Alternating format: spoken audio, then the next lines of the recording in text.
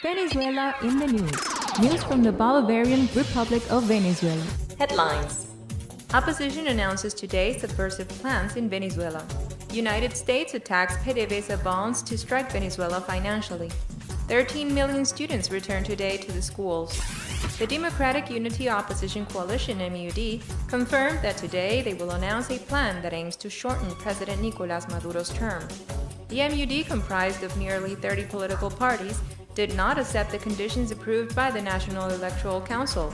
During the second phase of the recall referendum activation process, the Electoral Board agreed to count the votes by region, as it was also done in the first phase, and was completely accepted by the MUD. The Electoral Council complied with the regulations established in the referendum law, approved in 2007 by the government and the opposition. This recall referendum could take place during the first trimester of 2017. The opposition must collect the signatures between October 26 and 28, which later will have to be validated by the National Electoral Council in order to convoke a referendum if the requirements are met. A governmental spokesman alerted yesterday that the United States Treasury Department prepares a new attack against Venezuela in October to strike the country financially. Freddy Bernal, one of the government's political promoter, explained that Washington, the risk assessor Standard & Poor's, intends to strike state oil company PDVSA's economic strength.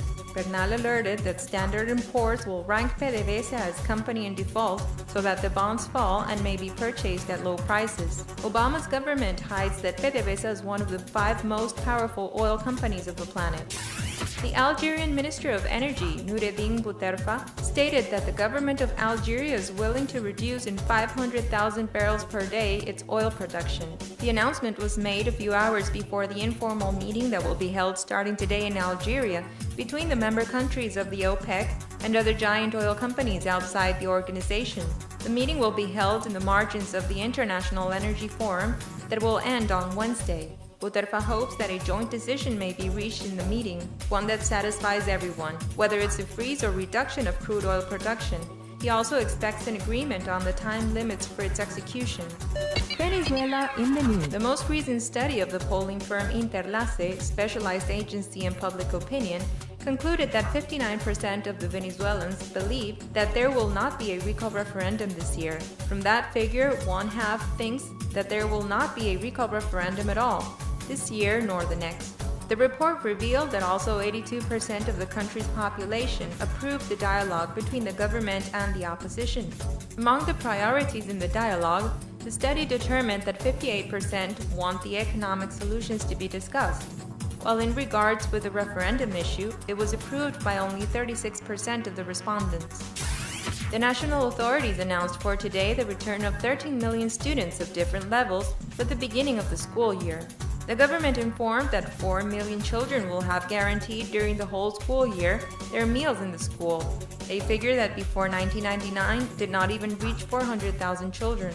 The government granted for free more than 9 million notebooks and will donate 20 million books to reach the goal of 120 million given this year.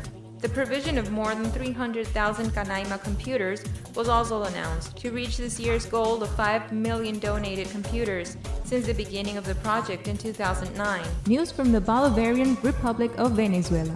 Headline. Opposition announces today subversive plans in Venezuela. United States attacks PDVSA bonds to strike Venezuela financially. 13 million students return today to the schools. Venezuela in the news. News from the Bolivarian Republic of Venezuela.